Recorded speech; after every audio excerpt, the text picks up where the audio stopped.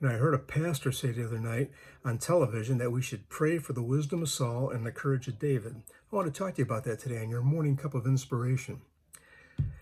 We know about Solomon's life. The Lord said he would give him what he wanted, and he asked for wisdom. And because he asked for wisdom and not for something that was just going to boost him up, the Lord blessed him immensely with wisdom, with fame, with riches, everything.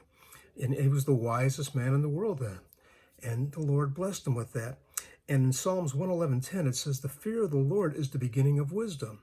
A good understanding have all those who do his commandments. His praise endures forever." But I want to take it back to see David. He had courage. And I think Solomon got some of that courage because he had, and wisdom because of his father's faith. Now, David's bravery and his boldness, they were rooted in the love of God. And he knew that God's love and the keeping of God's laws were inseparable. They were together, one and the other.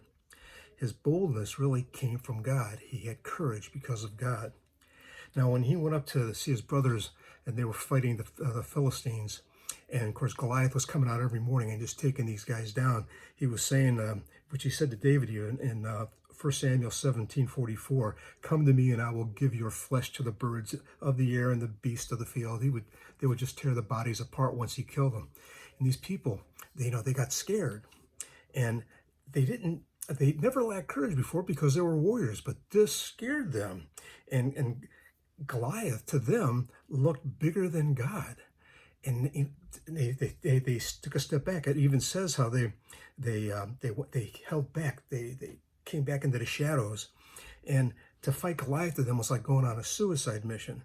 Well, when David heard this, it just fueled his courage. He was angry. And it just gave him confidence in God's promises and God's power to fulfill them.